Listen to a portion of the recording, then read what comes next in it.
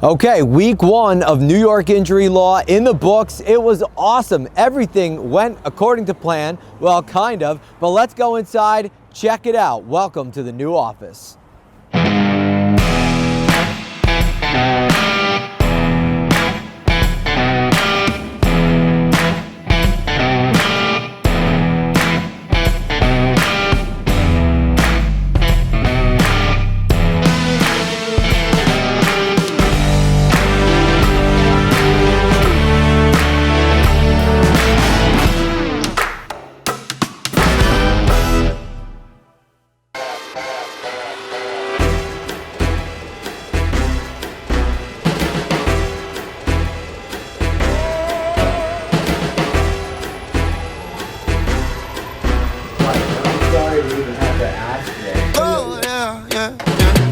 All right, well, we're 10 days into New York injury law, and so far, things have been going awesome. This is spectacular. I've gotten so much support from the local community, the members of the local bar, my clients who have been extremely gracious, understanding, inquisitive, and also, we're getting new work. The phones are ringing, and I could not be more proud of my team and New York injury law as a whole. Now, the first week was filled with trials and tribulations, if I'm being honest.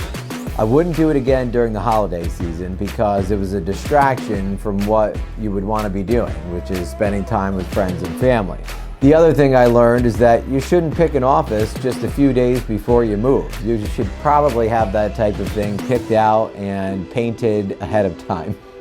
And so, for example, we started to move in and one of my teammates said, I don't think this office is painted. It was just primed, but so far, so good, so much positive. We're off to the races. All right, the day of a trial lawyer is a busy one. This morning, I was in court. Then I went back to the office, had meetings with my team, had a lunch with someone from the local judiciary, and then there's my postal worker. He's great, he's the best, he looks out for you.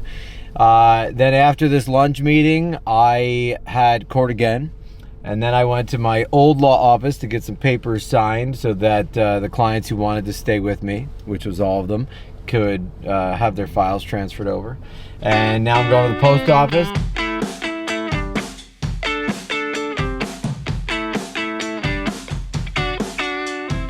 Notify the judge, the court, that we settled the case. Okay. The stip should probably be filed before then. When you sue Geico in this instance, are you suing them for denying coverage? Is that why you're suing? Keith, what do you think, man? First 10 days we're in, still not quite settled, but we're getting there. I got all my limbs. You made it. We both wore sweaters. So I feel like that may be an office uniform vibe. Yeah, and I think the really exciting thing is that we're in a position to put our skills to help people. And that's really what makes it easy to come into the office and lay it all on the line, because we're lucky.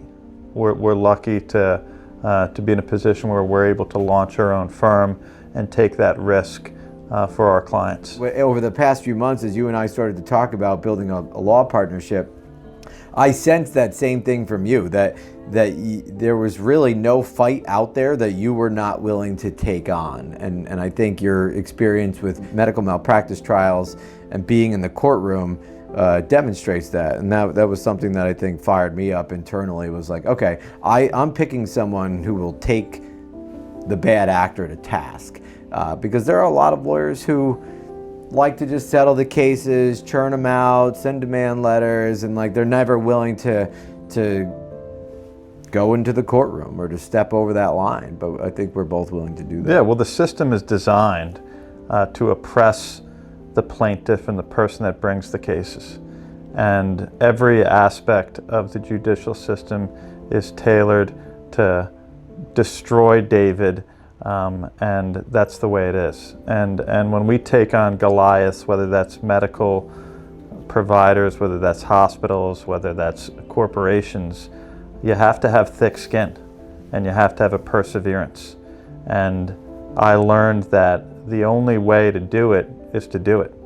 And you have to go in and day out to fight for your client and to not accept what is unacceptable. because that is what they're trying to force down your throat. That could be a good catchphrase there. Do not accept what is unacceptable.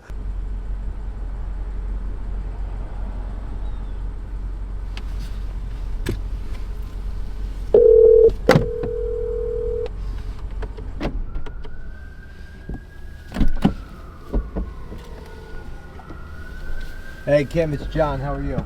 It was a busy day at the office, but we have to take a break for Suny Ulster. As many of you may know, I'm the chair of the Ulster County Community College Foundation. It's been an absolute honor of mine and a thrill to give back to the college that saved my life and put me on the trajectory to become a lawyer. So today we're here because the foundation made a big donation to the Suny Ulster's downtown campus. Let's go inside and do some good and spread some goodwill and cheer. They're beautiful. How do you like them? Oh, those are new. I like it. These are the gas for us. I keep saying I'm afraid to get the bill for those.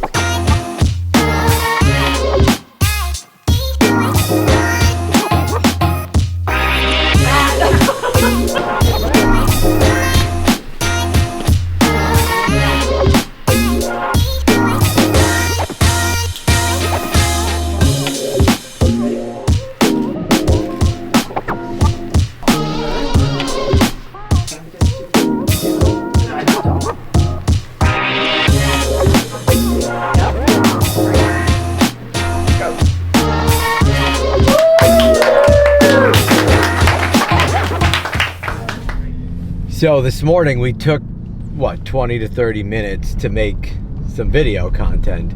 And at times it frustrates me because I would prefer to lawyer. I would prefer to focus on my cases and my clients.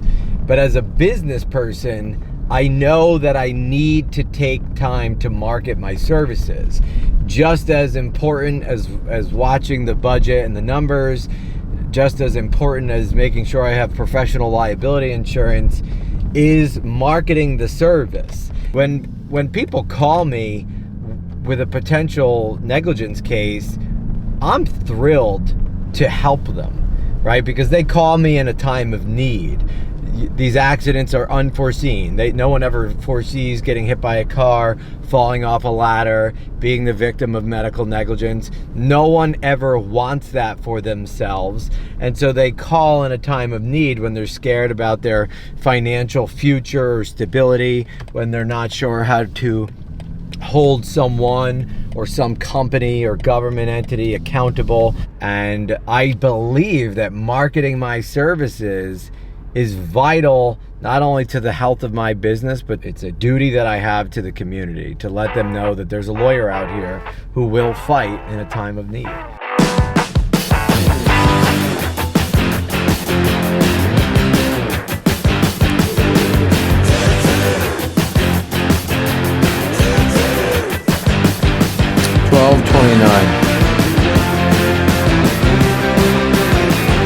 Wrapping up a successful week 1 at New York Injury Law.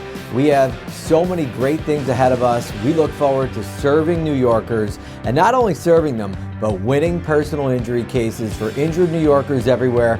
Tune in. I'll see you on the next episode.